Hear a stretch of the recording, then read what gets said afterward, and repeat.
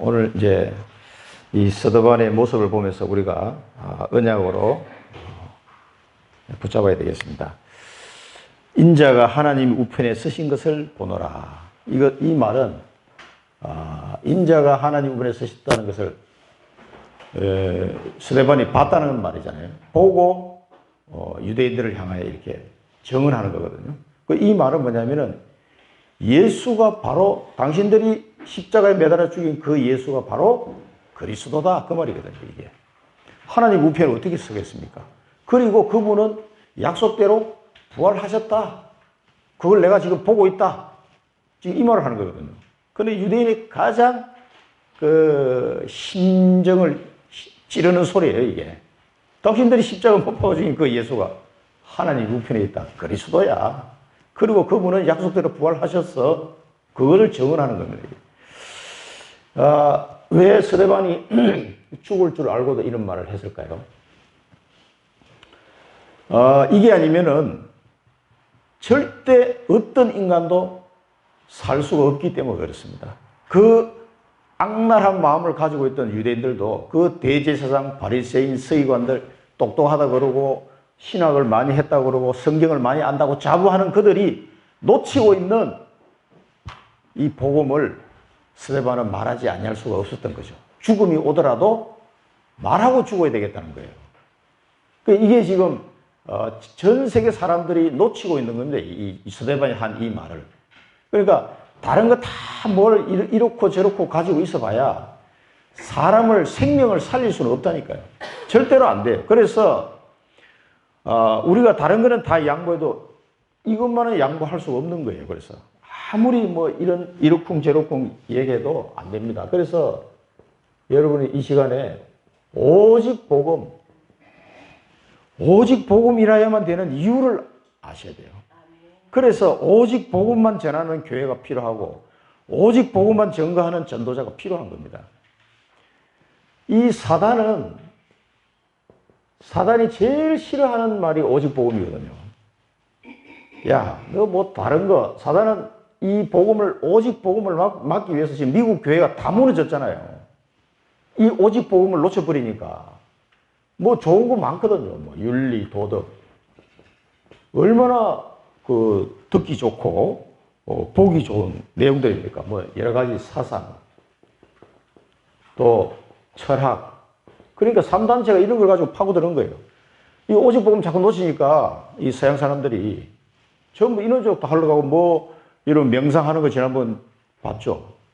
우리 중직자 그 메시지에서. 이 명상하는 거 보면 그 사람들이 이 오직 복음 놓쳐버리니까 자꾸 그런데 휘말리는 거예요. 명상해가지고 뭔가가. 그러니까 인도나 이 불교에서 아시아 지역에서 나온 이런 것들을 받아가지고 이 사람들이 수련하고 이런 걸 한단 말이죠.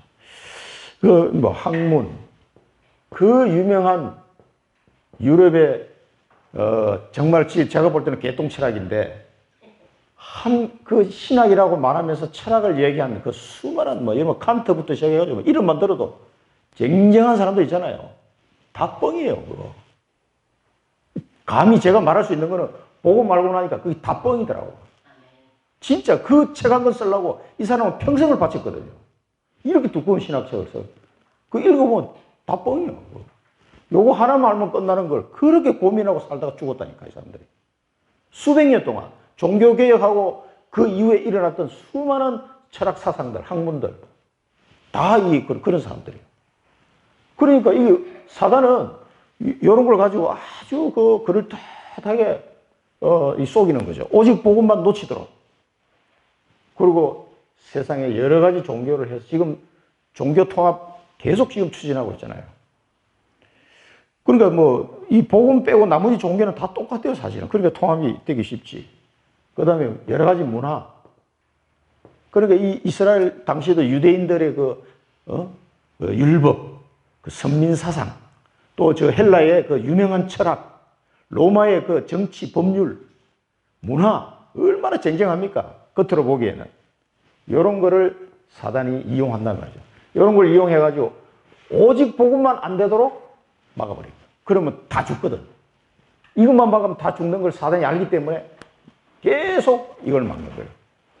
그래서 스데반은 이 말만 안 했어도 돌에 맞아 죽지는 않았을 텐데 마지막으로 그냥 비수를 그 유대인들이 잘못 알고 있는 거기다가 그냥 비수를 꽂아버린 거예요. 그러니까 이를 갈고 귀를 막고 달려들어 돌로 쳐 죽인 거예요. 그 사람들 모습을 한번 상상을 해 보십시오. 왜 이 오직 복음이네? 오직 복음이 아니면은 이 사단의 권세에서 벗어날 길이 없다. 그래서 사람들이 이걸 보고 뭐라고 합니까? 한국 사람들 운명이라고 하죠, 운명.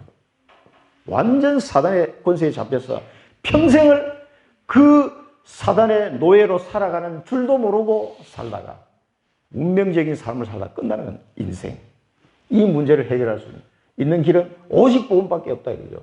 이 인간이 가지고 있는 원죄와 자범죄, 아무리 108번뇌하고 이 고행을 해도 해결해지지 않는 부분이에요. 이 죄 문제는. 이 죄로 말미암아 다가오는 저주와 재앙. 너무너무 고통스러운 이 상태에 빠져 있으면서 이 답을 못 찾는 거예요. 그러니까 계속 사람들을 방황하는 거예요. 돈을 많이 벌었는데 안 되는 거예요. 이게. 그리고 중국에 재산이 7조인가 8조인가 되는 사람이 그 중국 정부에 걸렸어요. 뭘 걸렸냐? 이 범죄해가지고. 그리고 걸려가 중국 정부에서는 10억해서 이 사람 사형을 시켜버린 거예요. 거기 걸리면은 뭐, 적이 없어. 그리고 바로 사형장에 끌려가면서 이 사람이 내가 이러려고 돈 벌었나? 끌려갔다니까. 그러면 정신들하고 이게 연결돼가지고 뭐, 이제 돈을 벌었지. 그 7조, 8조 돈 다 놔두고 자기는 이제 사형장에 끌려가 죽었다니까. 차라리 그냥, 길가에 이 구멍가게나 하나 하고 가족들하고 편안하게 살 걸. 내가 이러려고 돈 벌려고 그렇게 애를 쓴단 말이야. 자기 나름대로 열심히 살았겠지. 그 정부에 딱 걸려가지고, 사형당했단 말이야. 그렇게 저주와 재앙 속에 이 사람들은 발버둥 치면서 뭐가 행복인지도 모르고 살아가는 거예요. 어제 잠깐 TV를 보니까 선진국이라는 게 뭐냐, 후진국이라는 뜻이 뭐냐, 이거 가지고 막 토론을 하더라고, 보니까. 그러니까 경제적인 지표만 가지고 선진국, 후진이라고 과연 이게 구분할 수 있느냐. 그러니까 옆에 있는 한 사람도 유명한 또 박사님이 또 옆에서 행복 지수를 가지고 얘기해야 된다. 얼마만큼 우리가 삶이 행복하고 뭔가가 즐겁고 좋은 것 상태냐. 이걸 보고 이 나라는 선진국이다 이렇게 얘기해야지 경제 지표만 봐가지고는 되는 게 아니다. 우리나라 자살률이 1인데 안 되지 않느냐. 뭐 이런 얘기들이 이제 하더라고. 잠깐 본 적이 있는데 사람들은 이 속에서 빠져나오지 못하는 거예요. 저주재앙 속에서. 나는 일본이 지금 무너지는 걸 보면서 한 20, 30년간을 이렇게 일본이 무너지는 걸 보면서 그때 저하고 같이 일본에 연수 갔다 온던 우리 직장 동료들하고 이렇게 얘기를 해보면 그때 그 일본하고 지금 일본하고 너무 다르다는 거예요. 저도 그런 걸 많이 느꼈거든요. 이 친구들이 원래 이렇게 정신 나간 짓을 하는 친구들은 아닌데 지금 하는 거 보면 아베부터 시작해가지고 보면은 너무나 치밀한 계획성이 없는 모습을 보이고 있어요. 우리가 봤을 때 그 일본 사람들은 엄청 치밀하고 냉정하면서도 이 논리적이고 이랬거든요. 이성적이고. 그러니까 뭘 하나하나가 그런 식으로 움직이는 사회였는데 지금은 구멍이 막 펑펑 보여요. 너무 허술해, 이상하게.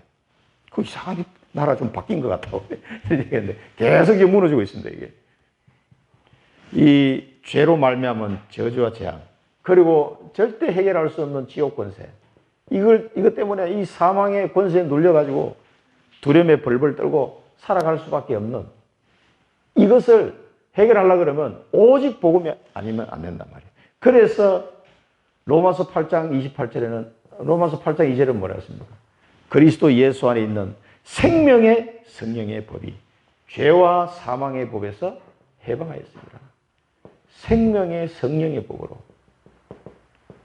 해방. 이 모든 이 사단의 괴계와 권세, 죄, 지옥 문제를 다 해방시켜버린 거예요. 한 방에 끝내버린 이게 복음이에요. 그리스도. 그래서 스데반은 이 말을 안 할 수가 없는 거죠. 이걸 안 하면 참 전도자가 아니기 때문에 죽을 각오를 하고 이 얘기를 한 겁니다. 이 얘기하면 저 사람들이 돌 던질 걸 충분히 예측되는 상황이었습니다. 그래서 로마서 5장 8절에는 뭡니까? 그리스도께서 우리를 위하여 죽으심으로 말미암아 하나님께서는 우리에게 대한 자기의 사랑을 확정하셨느냐. 하나님의 사랑을.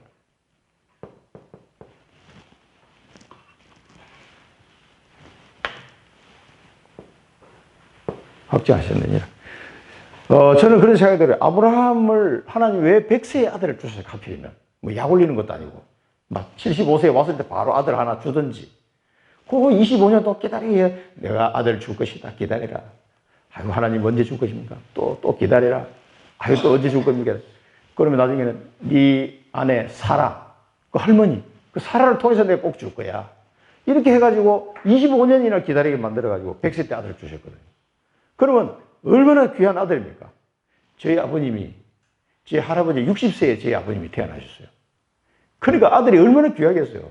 60세 아들을 낳아서 옛날에 한번 생각해 보세요. 그 당시엔 요즘 뭐 100세 낳은 거랑 마찬가지일 거야. 아마. 그 당시에 60세 아들을 낳았더라고. 그러니까 얼마나 귀하겠습니까? 그래, 제 아버님이 굉장히 귀한 아들로 이렇게 자라셨거든요. 근데 아브라함이 100세 아들을 낳아가지고 그 아들을 보면서 기분이 어땠을까요? 저는 상상이 안 가요. 그런 아들을 하나님이 번제물로 바치라 그래요. 번제물로. 하필이면 또 네 아들, 독자, 그 외아들 걔를 나한테 바쳐라. 번제로. 그 번제로 바친다는 게 어떤지 아브라함은 알잖아요. 각을 떠서 불에 태워서 하나님께 바쳐야 되는데 끔찍한단 말이에요. 근데 히브리서 11장에 보면은 아브라함은 그 아들 이삭으로 말미암아 하나님의 언약의 씨로 이삭을 주셨다고 약속하셨기 때문에 이삭이 죽었어도 이삭이 다시 살리실 줄로 믿었더라 그랬어요. 그런 믿음이 있었지만은 아무리 그런 믿음이 있으면 칼로 자기 아들을 찌른다는 거는요, 이거는 상상할 수 없는 일이잖아요.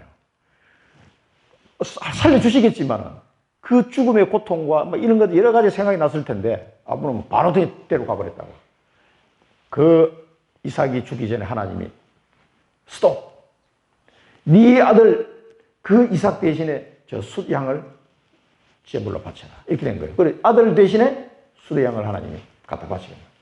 그 숫양을 바치게 하면서 하나님은 아브라함에게 이걸 생각나게 하신 거예요.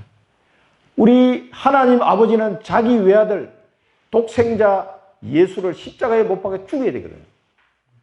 그 마음을, 그 아버지의 마음을 아브라함이 조금이라도 이해할 수 있도록 하기 위해서 100세에 아슬아슬하게 아들을 주시지 않았나. 그 상황에서 아브라함은 그 하나님의 크신 사랑을 조금이나마 체험한 거예요.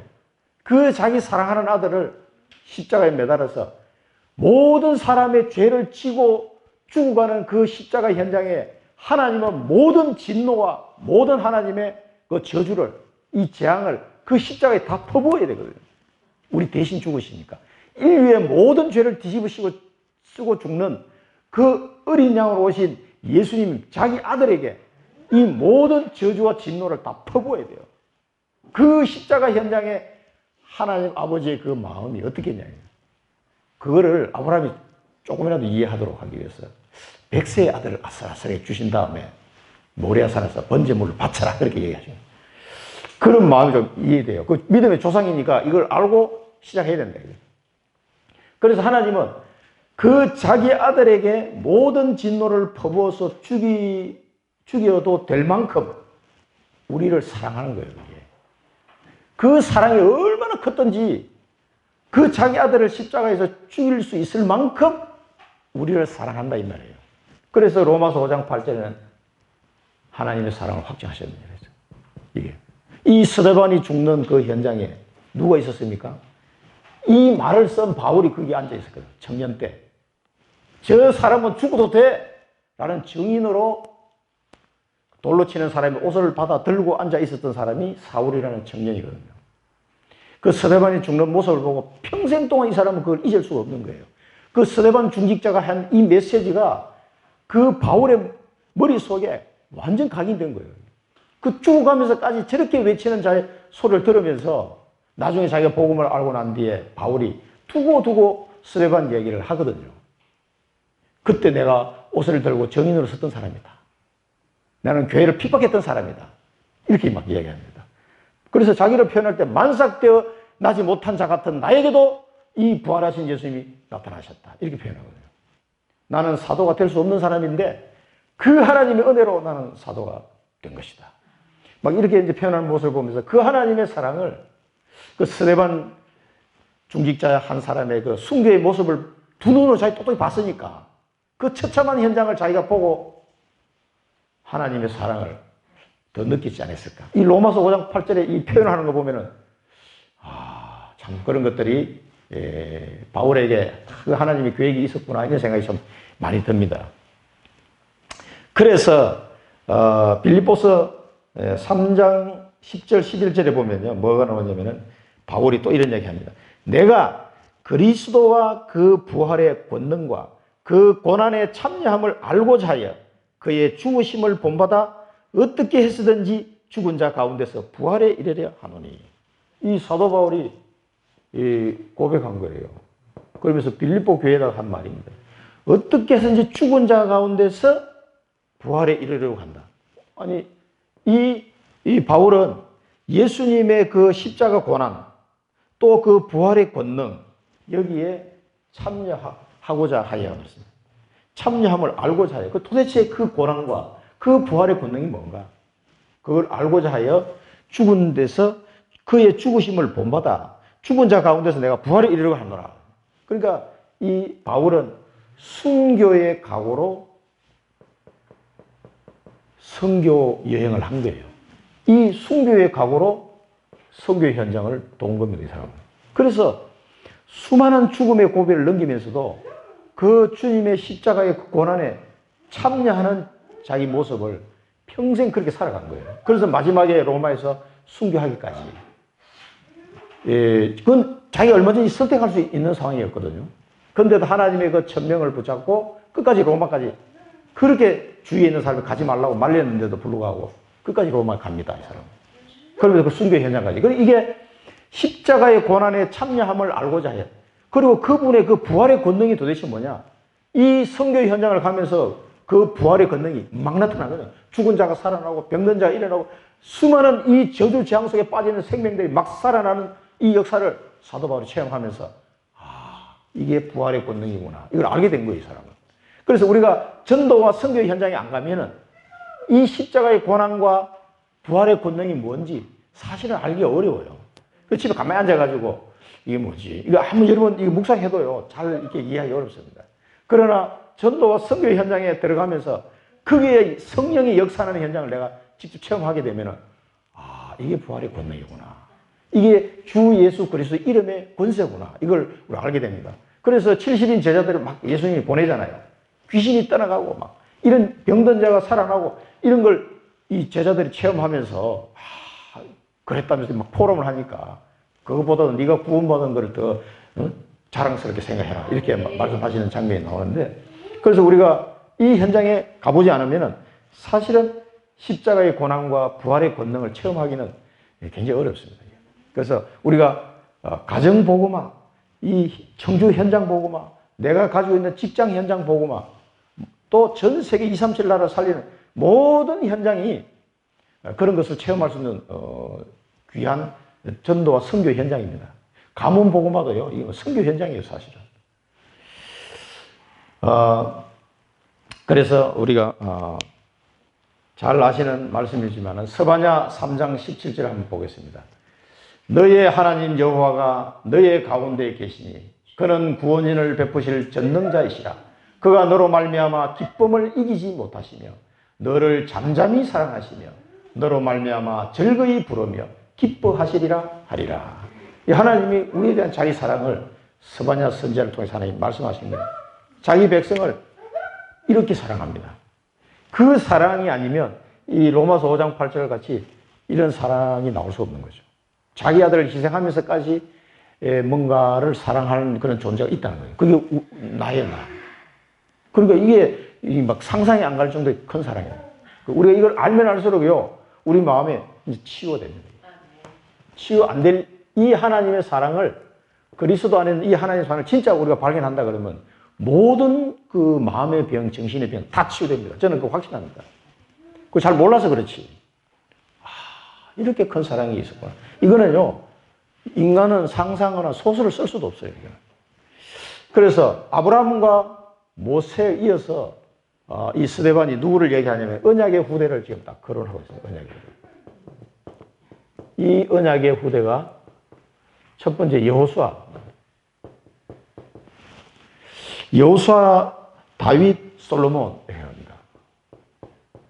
이 사람들의 공통점을 스데반은 간단하게 한 줄씩 말하고 넘어갔습니다만 이 사람의 공통점이 뭐냐면은 성막과 성전에 관계된 사람들이에요.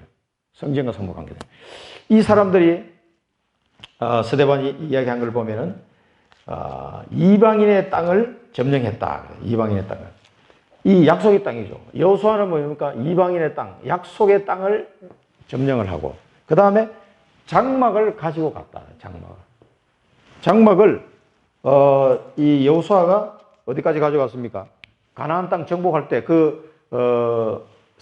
광야에서 가지고 다녔던 그 성막 있잖아요. 장막을 그 가나안 땅까지 들고 들어간 거예요.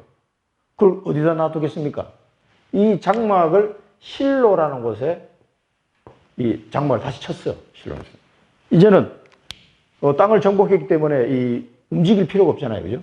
그러니까 이 실로에다가 장막을 딱 쳐놓고 여기에 이제 성전이 짓기 전까지 실로에서 제사장이 이제 계속 제사를 지내는 장소가 실로라는 도시에 장막을 치게 된 겁니다. 여기 보면은 여호수아 18장 1절에 보면 이스라엘 자손의 온 회중이 실로에 모여서 거기에 회막을 세웠으며 그 땅은 그들 앞에서 돌아와 정복되었더라. 정복 전쟁이 이제 마지막 때 실로에다 이 회막을 딱 세우게 됩니다.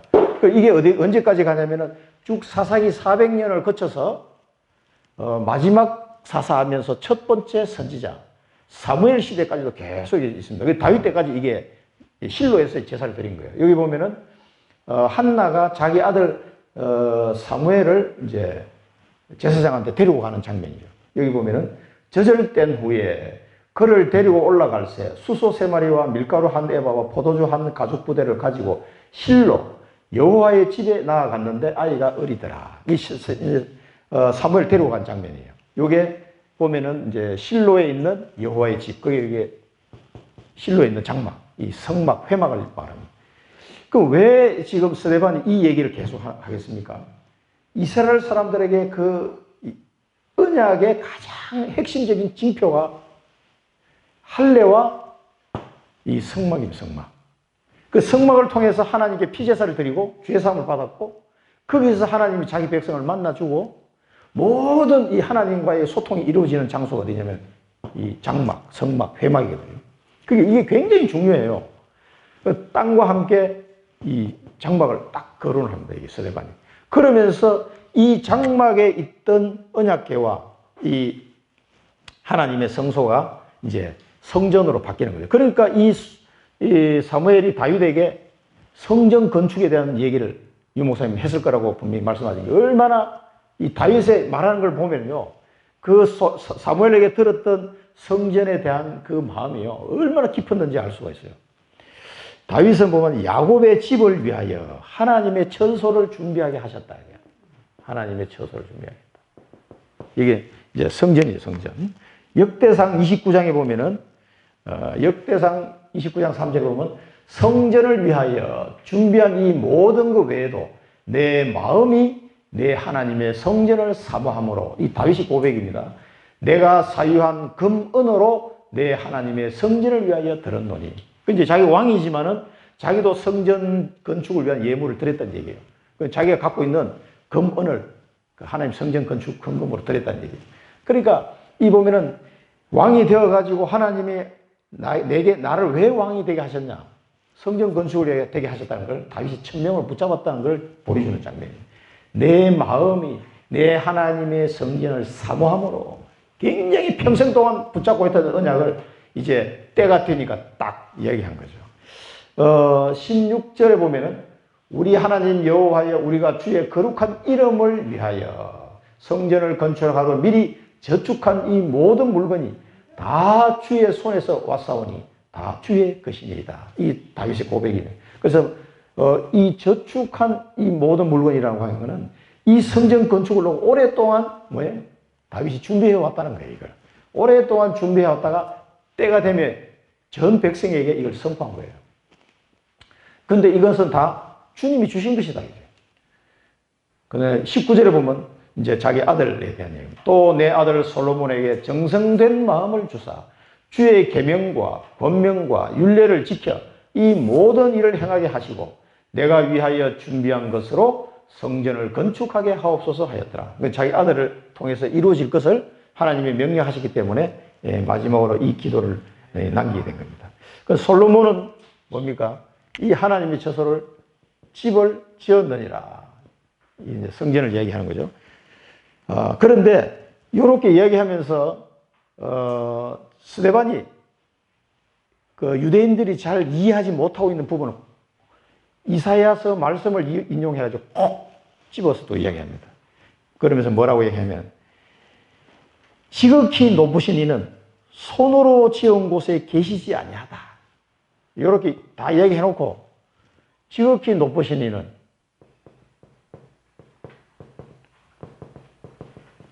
손으로 지은 곳에 계시지 않는다. 손으로 지은 곳에 계시지 않는다. 딱 이 말을 합니다. 여기 이제 이사야 66장 1절 2절에 나오는 말씀을 인용을 한 거죠. 하늘은 나의 보좌요. 땅은 나의 발등상이요. 모든 것이 다 내 손으로 지은 것이다. 그럼 내가 어떻게 사람이 손으로 만든 곳에 내가 있겠느냐? 그걸 이제 이야기한 이사야서 말씀을 들어서 이제 유대인들이 이제 못 깨닫고 있는 부분을 확 찔러서 이야기한 거죠. 너희들 눈에 보이는 이 성전이 성전이 아니야. 이 말입니다, 지금. 하나님이 원하시는 것은 목표 지점은, 하나님이 원하는 목표 지점은 이게 아니라는 거예요. 손으로 지은 곳에 하나님이 계신 거 아니야. 중요하지. 장막, 이 다윗과 솔로몬의 이 성전 얼마나 중요하냐. 그러나 아니다 이거지. 그 얘기를 지금 이 사람 하는 겁니다. 이제 솔로몬의 이 부분은 열왕기상 6장 1절에 보면은 1절하고 38절에 보면 그 언약의 여정이요. 약 500년 걸린 거, 500년. 열왕기상 6장 1절에 보면 나옵니다. 이스라엘 자손이 애굽 땅에서 나온 지 480년이요. 솔로몬이 이스라엘 왕이 된 지 4년 15월 곧 둘째 달에 솔로몬이 여호와를 위하여 성전 건축하기를 시작하였더라.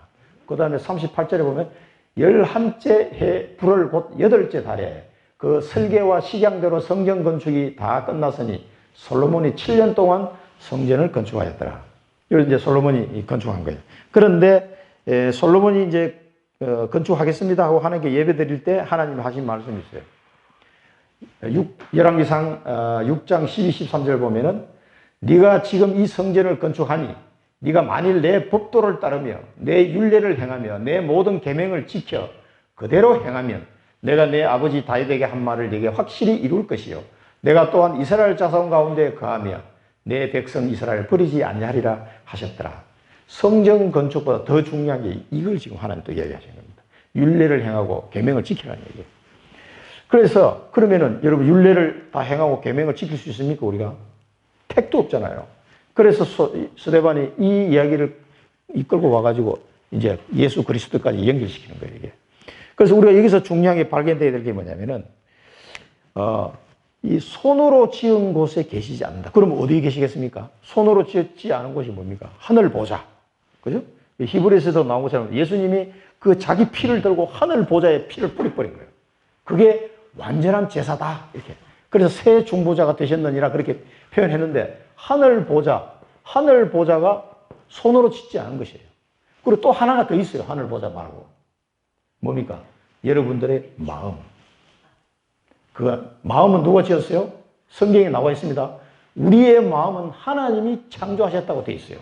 사람이 우리 마음을 지울 수가 없어요. 뚝딱뚝딱 해가지고. 내 마음, 요게 손으로 짓지 않은 것입니다. 제가 묵상할 때 이렇게 두 가지가 나와요. 그러니까 하나님이 하늘 보좌에 계시면서 동시에 예수 믿는 내 마음에 계십니다. 그래서 스데반이 지적한 거는 이 지점이에요. 자, 성막도 중요하고 성전도 중요하다. 그러나 하나님은 이 지극히 높으신 이는 이사야서를 인용해가지고 사람이 손으로 만든 곳에 계신 게 아니야. 딱 얘기하는 거예요. 그게 어디면 하늘 보좌와 내 마음. 먼저 우리 히브리서도 나옵니다만 내 마음에. 그래서 이사야 60장에 보면은 그 이사야에서 보면 이 미래에 대한 예언이 참 잘 나와 있어요. 이 부분을 이야기하는 거예요. 이사야 60장 1절 3절 잘 아시는 내용이죠. 일어나라 빛을 발하라 이는 내 빛이 이르렀고 여호와의 영광이 내 위에 임하였음이니라. 보라 어둠이 땅을 덮을 것이며 캄캄함이 만민을 가리려니와 오직 여호와께서 내 위에 임하실 것이며 그의 영광이 내 위에 나타나리니 나라들은 내 빛으로 왕들은 비치는 내 광명으로 나오리라. 우리에게 비치는 이 빛이 뭡니까? 그리스도. 빛으로 오신 그리스도를 말하는 거죠. 이 그리스도 빛이 복음의 빛이 내게 비쳤다는 거예요. 나를 통해서 뭐야 또 나타나리라. 내 위에 나타나리라. 이걸 지금 두고 얘기하는 겁니다. 그 22절에 보면은 60장 22절에 보면은 그 작은 자가 천명을 이루겠고 그 약한 자가 강국을 이룰 것이라. 때가 되면 나 여호와가 속히 이루리라. 이 속히 이룬다는 뭡니까? 우리에게 지금 이루어진 거예요, 지금. 이걸 얘기하는 겁니다. 그러면서 고린도전서 3장 16절에 바울이 또 이야기했죠. 너희는 너희가 하나님의 성전인 것과 하나님의 성령이 너희 안에 계시는 것을 알지 못하느냐. 이 사람 성전을 지금 얘기해요. 사람 성전. 이 스데반이 얘기하고자 하는 목표 지점은 여기 있는 겁니다. 그래 너희들 성막도 자랑하고 성전도 자랑하고 하나님 뜻이 맞아. 그러나 아니야 이거야. 그리고 지금 구약시대에서 신약시대로 넘어가는데 그 핵심인 예수 그리스도를 놓쳐버리니까 지금 그걸 설명하려고 그런 거예요, 이 사람은. 그 오랫동안 이어온 역사의 흐름을 쫙 이야기하면서 지금 목표 지점이 여기에 있다니. 오직 복음을 지금 얘기하는 겁니다, 스데반이. 그거 아니면 너희들 다 죽는다. 그 얘기입니다. 우리가 붙잡아야 될 언약입니다.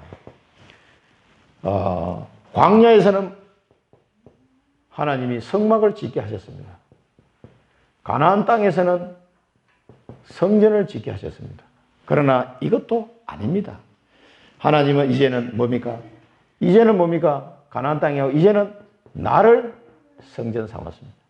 하나님이 나를 성전 삼고 하나님의 영광을 드러내시겠다는 겁니다.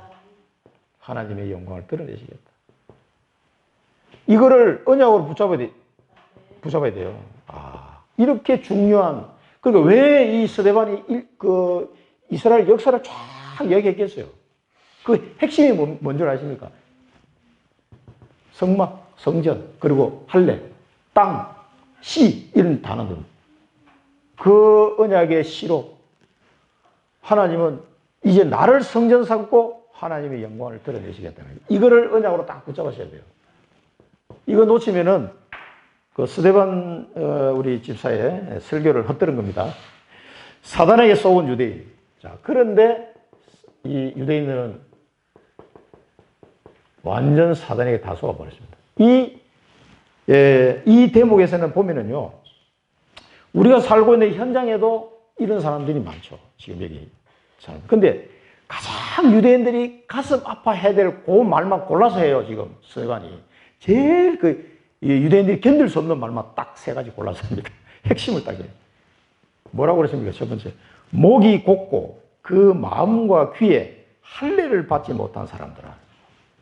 그 사람들 할례 받지 못하단 말은 가장 치욕적인 말이에요. 이스라엘 사람들은. 저 할례 받지 못한 이방인들 이렇게 표현하거든요. 그러면 자기는 할례 받았다고 목에 힘 딱 주고 이러고 사람들이 이스라엘 사람들인데 너희가 마음과 귀에 할례를 받지 못한 사람들 이렇게 얘기하니까 할례 받지 못한 사람이라고 사정없이 나 할례 받았는데 그게 할례가 아니야 이 사람들아. 마음과 귀에 할례를 못 받은 사람이다. 그러니까 이스라엘 백성이 굉장히 치욕스러운 단어를 씁니다. 이 스데반이. 조금 살살 얘기했으면 좀 돌에 안 맞았을 텐데 제일 듣기 싫어하는 말이 할례 못 받은 거 이거거든요. 마음과 귀에 너는 할례 받지 못한 인간들이야. 그 얘기하니까 완전 충격을 받아버린 거예요. 그래서 이 자리에서 이 말을 들었던 사울이 나중에 어떻게 표현합니까? 로마서 보면 그게 참 상상해보면 재밌어요. 사울이 로마서 2장 29절에 보면 오직 이면적 유대인이며 할례는 마음에 할지니 영에 있고 율법 조문이 있지 아니한 것이라. 그 칭찬이 사람에게서가 아니요 다만 하나님에게서니라.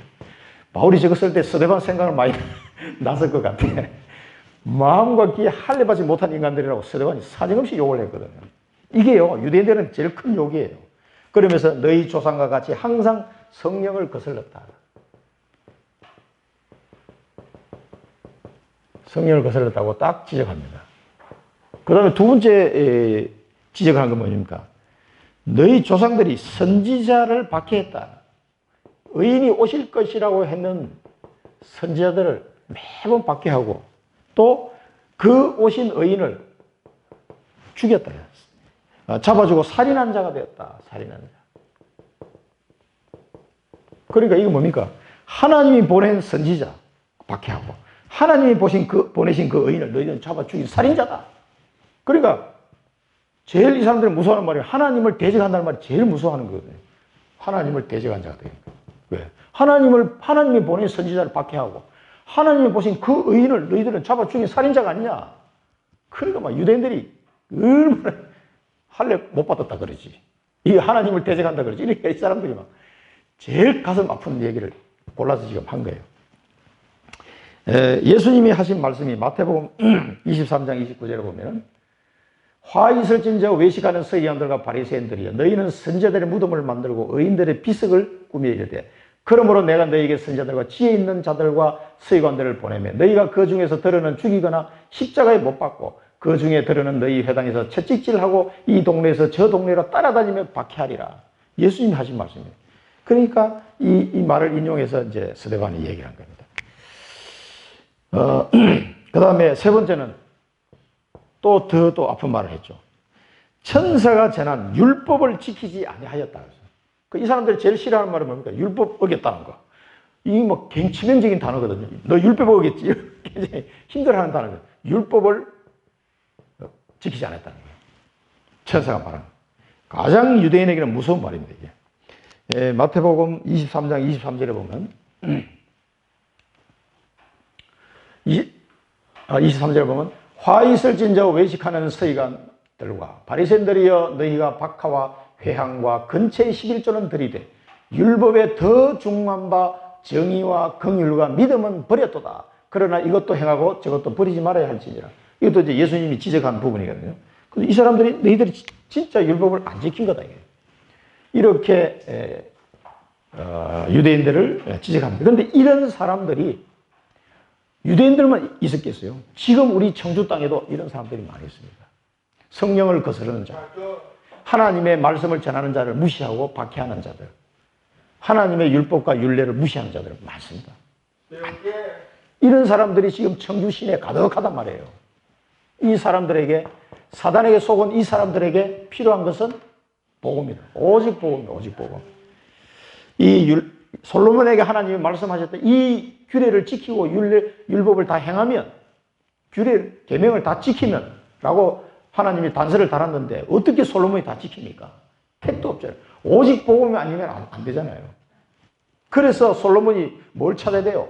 그리스도 메시아 언약을 붙잡지 않으면 솔로몬은 안 되게 돼 있었다는 거예요. 지금도 마찬가지예요. 그런 유대인들이 진짜 율법을 지킨 것이 아닌 거죠. 그래서 우리의 미션입니다. 우리의 미션은 사단에게 속아서 정말 이 청주 땅 또 사랑부 현장에도 사단에게 속아 멸망의 길로 가는 사람은 많습니다. 멸망의 길로. 지금 이 유대인들도 멸망의 길로 가는 자, 이런 자를 복음으로 살려야 됩니다. 이 오직 복음으로 살려야 돼. 우리 청주 땅에도 이런 사람이 전혀 모르고 살아가는 사람이 많습니다. 이 유대인들은 안다고 하는데도 몰라. 실제로 모릅니다. 이렇게 살아가고 있단 말이에요. 이 사람들을 오직 복음으로밖에 살 길이 없기 때문에 하나님은 우리에게 오직 복음을 맡기신 거예요. 그래서 우리를 통하여 하나님의 영광이 드러내게 하나님 하시고 싶은 거예요. 스데반의 순교, 우리를 그렇게 사랑해서 구원하신 이유가 있는 거죠. 이 죽어가는 사람들을 어떻게 할 거냐? 이 멸망의 길로 똥꼬치 피우고 멸망의 길로 계속 달려가는 이 사람들을 어떻게 할 거냐 이거니. 사단에 속아가지고 오직 복음으로 살려야 되는데 그 살릴 사람이 우리밖에 없는 거죠. 스데반의 증언입니다. 그래서 스데반이 뭐라고 증언했습니까? 성령이 충만하여 스데반이 성령이 충만하여 하늘을 우러러 주목하고 하나님의 영광과 예수께서 하나님 우편에 서신 것을 보고, 예수께서 하나님 우편에 서신 것을 보고, 이게 뭡니까? 정인. 그러면 여러분들은 예수님이 하나님 우편에 서신 것을 봤습니까? 나는 한 번도 못 봤는데요. 성령 하나님이 내 마음속에 와 계시잖아요. 그래서 예수님을 우리 육신의 눈으로는 볼 수 없지만 내 마음의 눈으로는 볼 수가 있어요. 그 예수님이 성령과 함께 내 마음에 와 계십니다. 하나님 우편에 서신다는 건 뭡니까? 하나님과 함께 계시다는 거 아니에요. 내 마음속에 성부와 성자와 성령 하나님 지금 함께 하시는 거거든요. 이걸 내 마음으로 우리는 볼 수가 있어야 돼요. 이래 그걸 보고 정인이라고, 정인. 내 마음에 오셨다는데 전혀 이게 뭐 감도 없고 이러면은 내 마음이 헷갈려. 맨날 함께 하시나? 맨날 이러고 앉았으면은 정인이 안 돼. 내 마음은 내 마음의 눈으로 보면 이 보인다니까. 성령 충만하면 내 마음의 눈으로 우리도 볼 수가 있어요. 이 스데반만 보는 게 아니고. 그러면서 이 사람이 말하되, 이를 갈고 있는 유대인들이 이 말을 듣고 완전 막 이를 부득부득 갈고 있는 그 유대인들 얼굴을 스데반이 보면서 딱 이 얘기를 한 겁니다. 마지막 그냥 막 KO 펀치를 날려버리네. 말하되 증거했습니다. 인자가 우편에 서신 것을 보노라. 나 지금 보고 있다. 인자가 우편에 서신 것을 보고 있다. 완전히 그냥 난리가 난 거예요. 인자가 우편에 서신 것을 보고 있다. 이게 뭡니까? 예수가 바로 그리스도다. 이거를 선포하는 것이고, 그 너희가 십자가에 매달아 죽인 그 예수가 그리스도로 부활하셨다. 이걸 막 완전히 이제 KO 펀치를 딱 날려버린 거예요. 이것 때문에 반 죽었는데 마지막 카운터블로우 날려버린 거예요. 그러니까 이 사람들이 완전 뒤집어진 거예요, 유대인들이. 이 말을 하고 스데반은 순교를 하게 됩니다. 그 유대인들의 반응을 한번 보세요. 복음을 들을 때 우리가 복음을 전해보면 이 회개하고 나도 예수 믿고 싶다 이런 사람이 있는가 하면은 완전 이를 갈고 복음을 대적하는 사람도 있어요. 왜 소리야? 막 이러면서 막 내 주먹을 믿어라. 막 이런 사람들부터 시작해가 내가 무슨 죄가 있냐? 이런 사람들부터 해가지고 별별 사람들 다 있습니다. 우리 복음 전해보면. 그래, 당신이나 열심히 믿어. 나는 뭐 안 돼. 이런 사람부터 해가지고 하나님이 어디 있어? 뭐 눈에 보이면은 나한테 한번 보여봐. 뭐 이런 사람도 있고요. 별별 사람 다 있습니다. 이 유대인들은요 마음에 찔려. 그래서 마음에 찔려. 이를 갈거네. 이를 갈거네. 마음에 찔리고 이를 갈아서 이를. 이 사람들이 막 지독한 사람. 그러면서 큰 소리를 지르고 한번 상상을 해보세요. 막 이를 갈면서 막 큰 소리 지르면서 달려들어. 완전히 뭐 그 미친 사람처럼. 이 완전 미친 사람이 지금 제정신이 아니고 이 사단이 충만해가지고 귀를 막고 큰 소리를 지르고 귀를 막으면서 막 달려들었다는 거예요. 이 스데반의 정언이 듣기 싫은 거지. 이게 가장 듣기 싫은 존재가 누구면 사단이잖아요. 그러니까 막 사단 충만한 거지 사람들. 그러니까 듣기 싫은 거예요. 성 밖으로 내치고 그러고는 돌로 쳤습니다. 돌로 치고 이제 마지막에 뭡니까? 옷을 벗어 사울이라는 청년 58절에 보면은 성 밖으로 내치고 돌로 칠세 정인들이 옷을 벗어 사울이라는 청년의 발 앞에 두니라. 여기 이제 중요한 돌로 치는데 정인으로 이 사울이라는 청년이 딱 앉아 있습니다. 이 청년에게 옷을 주고서는 나 이 사람 돌로 쳐도 상관없지? 오케이? 이 정인이 옷을 받는 사람은 그래 돌로 쳐도 돼? 그럼 옷을 받아. 그러면 돌로 치는 거예요. 그럼 전부 다 이 사람들 옷을 벗어주고 돌로 치는 거예요. 그럼 이 사람 정인이에요. 이 사울이 중직자 스데반이 이때 청년 때라고 그랬으니까 사데반보다는 나이가 어렸을 가능성이 많죠. 그죠? 그러면서 그 스데반이 하는 말, 또 이 사람이 어떻게 죽었는지 이걸 생생하게 목격한 사람이 이 사울이란 말이에요. 평생에 잊을 수 없는 장면이에요. 그 본인도 순교의 길을 걸어가게 됐습니다만 이 사실을 정인으로. 이 스데반의 한 사람의 죽음이 이걸로 끝나는 게 아니란 말이에요. 그래서 스데반의 기도, 뭐냐면 내 영혼을 받으시고, 내 영혼을. 주 예수여 내 영혼을 받으소서. 그리고 이 죄를 그들에게 돌리지 마옵소서. 이 죄를 그들에게 돌리지 마옵소서. 용서죠, 용서. 예수님이 말씀하신 내 원수를 사랑하라. 이 말씀을 마지막으로 실천하고 잠이 들었습니다. 네, 하늘나라 갔습니다. 그래서 이 스데반의 순교를 통해서 그 이후에 일어나는 일들은 엄청납니다. 이제 앞으로 우리 사도행전 8장을 보겠습니다만 이 스데반의 환란을 인하여 빌립 집사가 사마리아에 복음하러 가게 되고 또 에티오피아 니시를 만나서 에티오피아 아프리카 선교 문이 열리고 또 사도행전 9장에 가면은 이 사울이라는 청년이 부활하신 예수님을 만나서 회심하는 그 사울의 회심을 하는 장면이 나와요. 이 스데반이 사울이라는 렘넌트를 어떻게 보면은 한 명 세우고 하늘나라를 간 거라고 볼 수 있어요. 그 많은 유대인들은 다 이를 갈고 돌로 쳤지만은 그래도 이 와중에 그 한 명, 이 사울이라는 한 사람을 스데반은 남기고 간 거예요, 사실은. 그래서 이 스데반의 환란을 인하여 사마리아 복음화, 에티오피아 선교, 또 빌립이 어디까지 가면 아소도 가이사랴까지 다 복음 전하러 가게 되죠. 또 사울이 회심하고 돌아오고 그 다음에 베니게와 구브로와 안디옥 선교문이 열리고 나중에는 안디옥 교회가 세워지는 이런 일들이 스데반의 순교로 인하여 그 이후에 막 일파만파로 파급되는 역사가 일어납니다. 그래서 우리가 붙잡아야 될 비전입니다. 천국 가는 그날까지 우리가 순교의 마음으로 이때는 이제 죽는 게 순교지만 지금은 살아있는 순교를 해야 될 시기예요. 지금 이 시대는. 끝까지 살아서 여러분 건강하셔야 돼. 건강하게 오래 살면서 이 복음운동 해야 된단 말이에요. 이 순교의 각오로, 순교의 마음으로 하나님이 나를 이렇게 사랑하시고 나를 구원하신 목적이 여기에 있다면 이 순교의 마음과 각오로 나의 현장을 하나님이 내게 주신 현장이 있어요. 하나님이 주신 나의 현장, 이 복음화 해야 되겠다. 이 복음화하고 증거하는 오직 복음을 증거하는 정인으로 살아야 돼. 이것이 이 복음을 증거하겠다는 이것이 내 소원이 정말 소원이 돼야 돼요. 천명, 소명, 사명, 천명, 사명, 소명인데 이것이 진짜 내 소원이 돼야 돼요.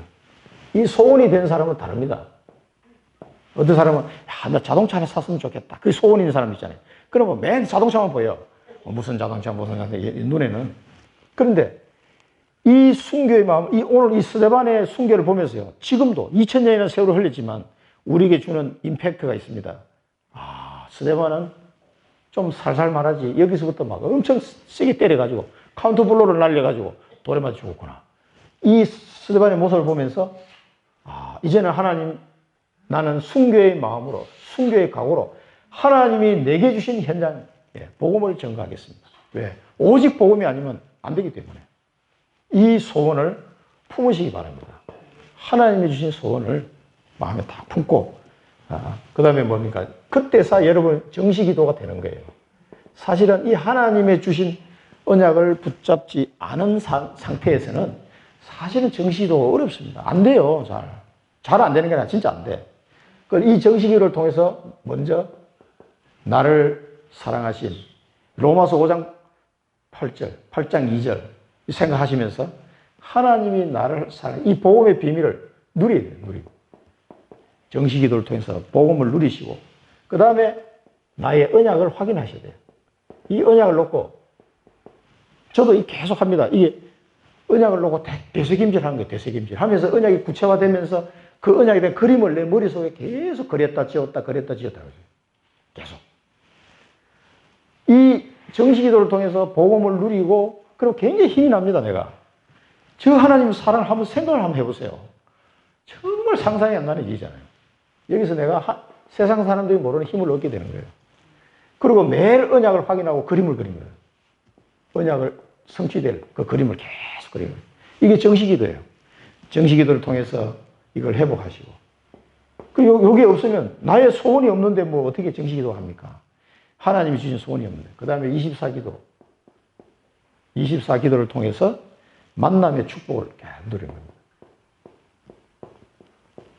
이걸 이제 내가 누리고 힘을 얻고 있으면요, 그림을 그리고 있으면 여기에 맞는, 이 언약을 성취할 때 딱 맞는 사람을 만나게 해요, 하나님이.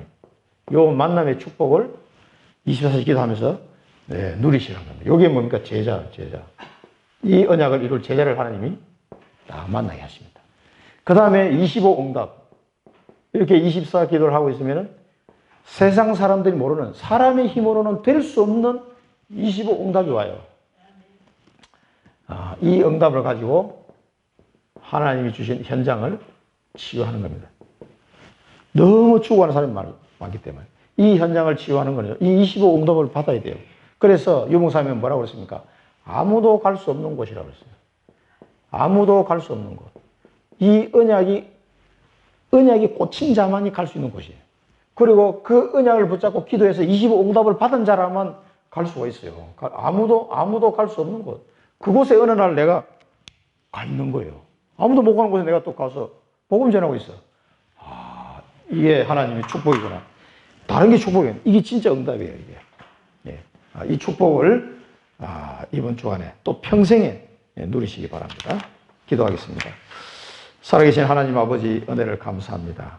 저희들을 너무나 사랑하셔서 당신의 아들을 십자가에 못 박으시면서까지 우리를 그 큰 죄에서 구원하시고 사단의 권세와 모든 운명에서 해방시키시고 지옥 권세, 사망 권세에서 해방시켜 주신 그 은혜를 감사를 드립니다.